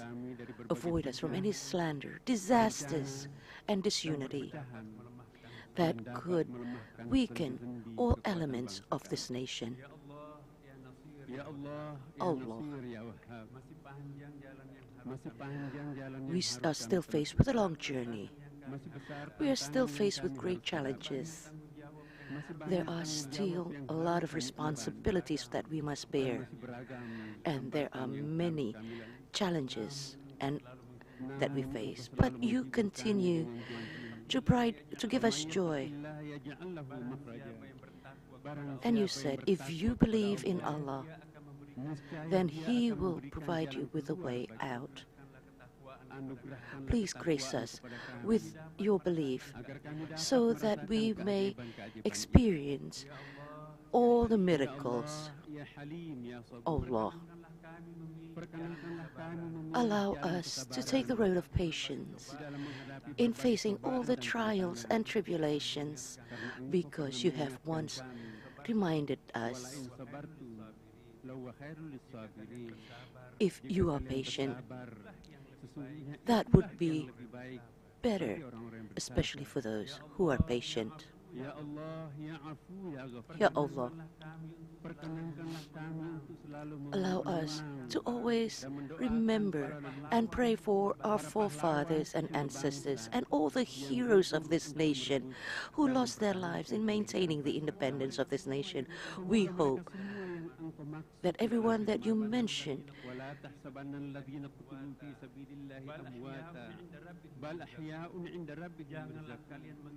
and don't ever think those that have passed in the road of Allah have gone.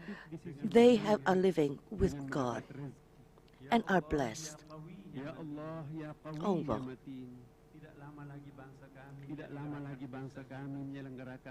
in a few moments, we will carry out a party of democracy.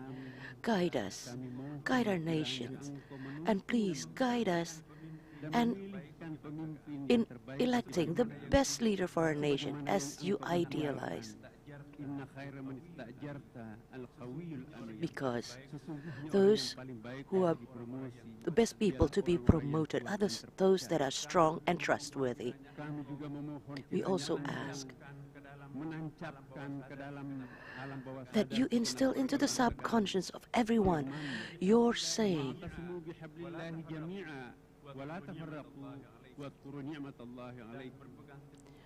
and hold on tight to Allah. Do not live in disunity, and remember all the grace that Allah can bring to you.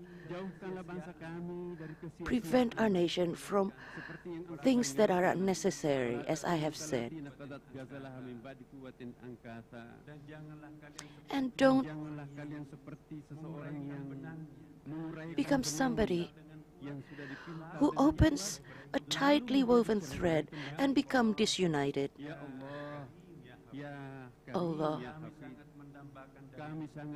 we truly want from you to make this nation as an example, as a nation, a beautiful nation, filled with grace and filled with all great things. حول حالنا إلى أحسن الأحوال ربنا تقبل منا إنك أنت السميع العليم وتب علينا إنك أنت التواب الرحيم ربنا أتنا في الدنيا حسنة وفي الآخرة حسنة وقنا عذاب النار والحمد لله رب العالمين.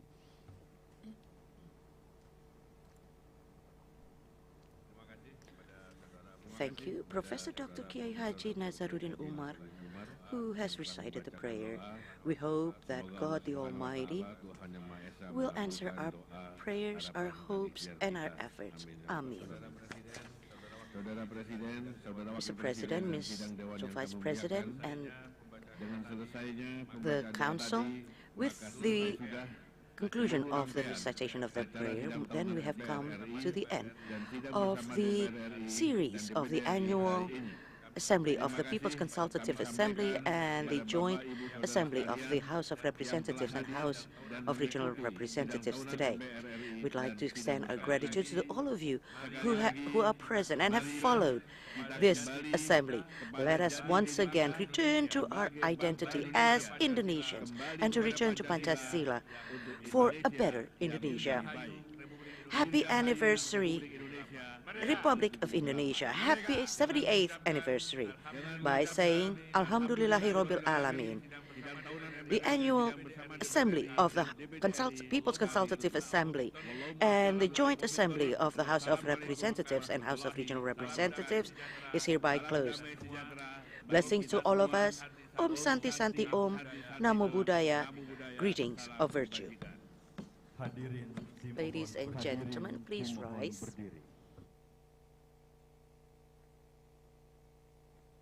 Lagu Kebangsaan Indonesia Raya. The Indonesian National Anthem, Indonesia Raya.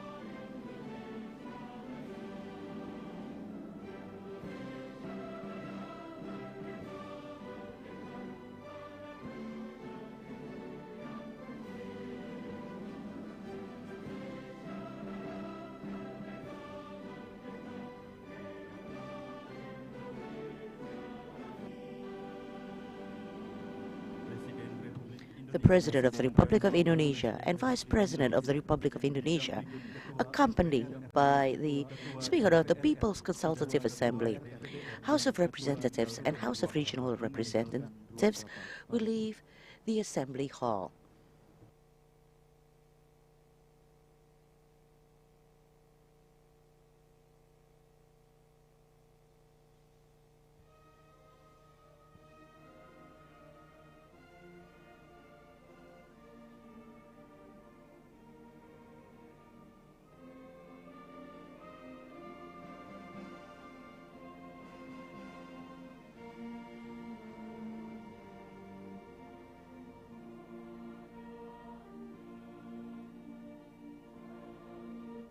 Barusan sama-sama telah kita saksikan sidang tahunan MPR dan sidang bersama DPR dan DPD, yang dimana tadi telah disampaikan oleh Ketua MPR Bapak Bambang Susatyo, yang dimana dihadiri 489 anggota DPR, MPR, DPD yang menghadiri sidang tahunan MPR dan sidang bersama DPR dan DPD. Tadi sama-sama juga telah kita dengarkan pidato pembuka yang disampaikan oleh Ketua MPR, Bapak Bambang Susatyo, yang menyinggung terkait pemilu 2024 yang akan dilaksanakan pada 14 Februari, yang mana digelar serentak antara pemilihan legislatif dan juga pemilihan presiden. Dan ia pun berharap agar semua pihak menjaga semangat demokrasi, tetap menjaga persatuan dan kesatuan bangsa. Dan mereka yang duduk di eksekutif dan legislatif adalah putra-putri terbaik bangsa. Begitu yang disampaikan oleh Ketua MPR Bapak Bambang Susatyo. Dan kita lihat dalam layar kaca Anda pemirsa, Presiden Joko Widodo dan Wakil Presiden Kiai Haji Ma'ruf Amin tengah bersalam-salaman dengan anggota Dewan yang hadir, didampingi oleh Ketua MPR RI, Ketua DPR RI, dan juga Ketua DPD RI. Seraya sekali berfoto bersama anggota Dewan yang hadir dan juga menyapa seluruh anggota Dewan yang hadir. Dan setelah ini sesuai rencana maksud kami, Presiden dan juga Wakil Presiden akan kembali ke istana dan nanti siang akan kembali lagi kompleks Parlemen untuk melaksanakan sidang paripurna DPR RI dan juga DPD RI dalam rangka penyampaian rancangan undang-undang tentang APBN tahun 2024 beserta nota keuangan dan dokumen pendukung. Dan juga nanti akan ada sidang paripurna untuk pembukaan masa sidang 1 tahun sidang 2023-2024, yang dimana sebelumnya seluruh anggota DPR RI pulang ke daerah pemilihan dalam rangka masa reses untuk menyerap aspirasi dan juga menghimpun aspirasi dari seluruh konstituen yang ada di daerah pemilihan masing-masing anggota Dewan.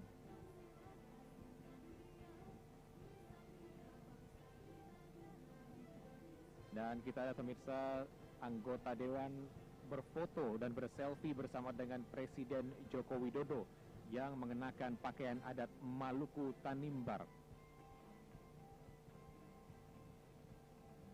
Sebuah kebanggaan bagi rakyat Maluku, di mana Presiden Joko Widodo mengenakan pakaian adat Maluku Tanimbar. Ini merupakan salah satu langkah bagaimana mengapresiasi kekayaan budaya yang ada di Indonesia. Dan hal ini pun juga turut dilakukan oleh Ketua DPR RI Ibu Puan Maharani yang menggunakan pakaian Dayak Iban dari Kalimantan Barat.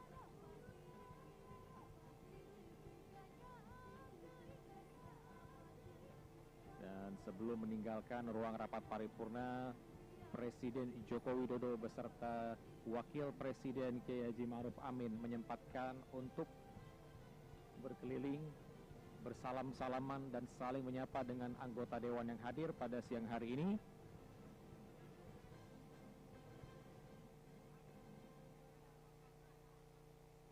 Dan tadi telah kita sama-sama saksikan, selain ada pembukaan sidang tahunan MPR RI, juga tadi ada pidato pengantar sidang bersama DPR RI dan DPD RI tahun 2023 yang tadi disampaikan oleh Ketua DPD RI Bapak Lanyala Mataliti, yang dimana dalam penyampaiannya beliau menyampaikan beberapa pencapaian yang telah dicapai oleh DPD, yang menurutnya sebanyak 136 anggota DPD RI dari 34 provinsi telah mengunjungi hampir semua kabupaten kota di provinsi masing-masing. Namun, selaku Ketua DPD RI, beliau juga telah mengunjungi 34 provinsi dan sekitar 300 kabupaten kota di Indonesia untuk melihat dan merasakan serta mendengar langsung apa yang disuarakan masyarakat di daerah. Dan Ketua DPD RI pun menjelaskan DPD telah melihat dan merasakan langsung pembangunan yang telah diupayakan secara cepat oleh pemerintah, khususnya pembangunan infrastruktur untuk menjawab kesenjangan pembangunan antara Jawa dan luar Jawa. Namun, memang masih ditemukan fakta persoalan fundamental yang dirasakan oleh masyarakat yang bermuara kepada dua persoalan mendasar, yaitu kemiskinan struktural yang masih sulit dientaskan oleh pemerintah daerah. Meski begitu, dalam penyampaiannya tadi, Ketua DPD RI tetap mengapresiasi upaya pemerintah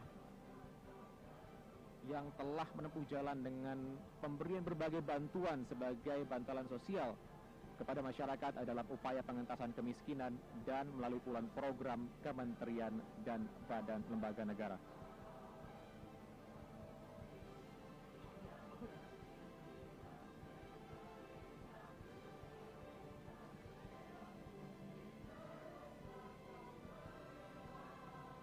Dan selain itu, pemirsa, tadi juga kita telah mendengarkan pidato kenegaraan dan juga penyampaian laporan kinerja dari lembaga-lembaga tahun 2023 yang telah disampaikan oleh Presiden Joko Widodo,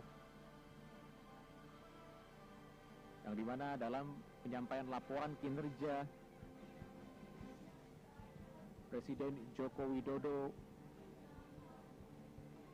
mengapresiasi dan juga berterima kasih kepada seluruh komponen bangsa yang telah mendukung pemerintah dalam upaya pembangunan negara, mulai dari MPR, DPR, DPD, selaku legislatif yang telah mengawal jalannya pemerintahan dengan baik, serta MA, MK, dan juga Komisi Yudisial yang juga telah menegakkan keadilan dalam menjalankan tupoksinya. Selain itu, beberapa hal yang juga sempat disinggung dan dibahas oleh Presiden Joko Widodo adalah di mana beliau menyoroti bagaimana bangsa Indonesia tetap stabil dalam kondisi yang tidak stabil. Mulai dari geopolitik, kondisi geopolitik yang bergejolak, yang dimana Indonesia juga baru usai menghadapi hantaman pandemi. Namun Indonesia sekali lagi berhasil selamat dari ancaman krisis yang banyak dialami oleh negara-negara. Bahkan tadi Presiden Joko Widodo juga sempat menyebutkan bahwa Indonesia juga mendapat sebutan dari salah satu lembaga think tank Australia, di mana Indonesia merupakan salah satu kekuatan menengah Asia yang terus mendapatkan diplomatic trust yang terus meningkat setiap tahun. Ini tentunya menjadi suatu hal yang sangat positif, yang dimana mendapatkan kepercayaan global atau kepercayaan dari dunia internasional dapat meningkatkan nama Indonesia dan juga meningkatkan investasi ke depannya di Indonesia. Presiden Joko Widodo saat itu juga menyinggung bahwa Indonesia akan mendapatkan bonus demografi di tahun 2030. Dan dalam menyambut target Indonesia Emas 2045, tentunya pengembangan SDM yang mumpuni, yang berdaya saing internasional, dengan melalui program-program yang dibangun oleh pemerintah yang mendukung pengembangan SDM, yang tadi juga sempat disebutkan oleh Presiden Joko Widodo, yaitu seperti Kartu Indonesia Pintar, Kartu Indonesia Sehat. Ini juga menjadi salah satu poin penting yang dapat meningkatkan program pembangunan sumber daya manusia di Indonesia untuk mencapai target Indonesia Emas di tahun 2045, di mana Indonesia genap berusia 100 tahun. Dan kita lihat pemirsa dalam layar kaca, seluruh tamu undangan mulai meninggalkan ruang rapat paripurna untuk sejenak break sejenak, dan nanti akan kembali lagi untuk melangsungkan sidang paripurna DPR RI bersama dengan DPD RI untuk pembahasan terkait dengan rancangan undang-undang APBN tahun 2024 beserta nota keuangan dan dokumen pendukung lainnya.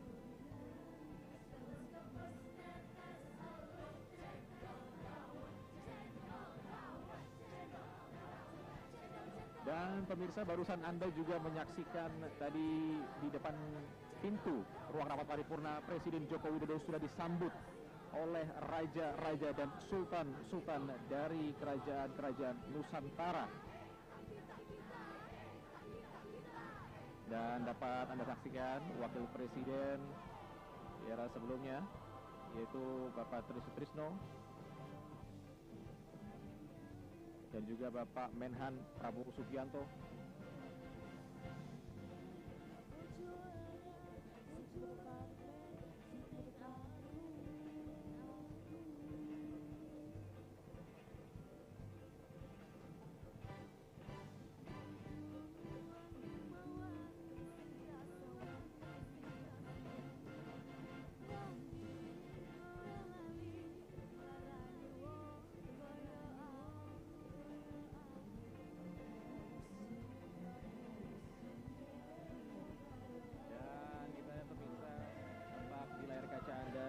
Ibu Negara, Ibu Iriana Joko Widodo yang hari ini mendampingi Presiden Joko Widodo. Dan kita lihat di sini pemirsa, musik yang dipersembahkan oleh Korps Musik dari STN atau Sekolah Tinggi Intelijen Negara dari Badan Intelijen Negara Republik Indonesia.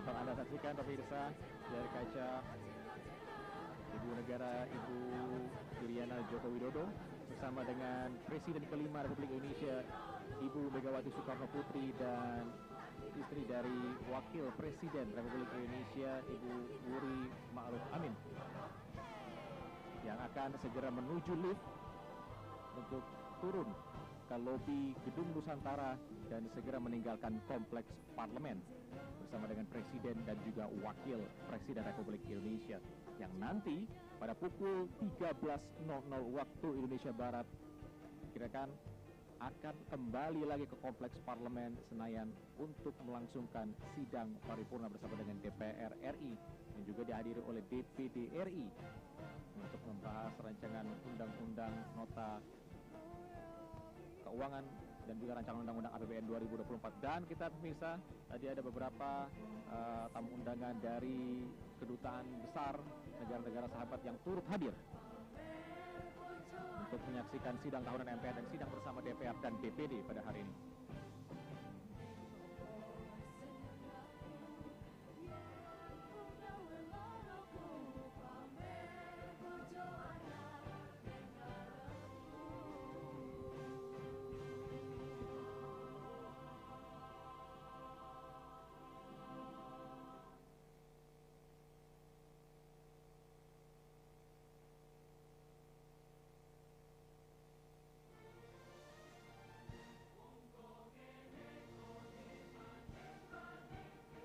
Tadi dalam acara sidang tahunan dan juga sidang bersama DPR dan DPD dalam pidato kenegaraan Presiden Joko Widodo juga sempat menyinggung permasalahan hilirisasi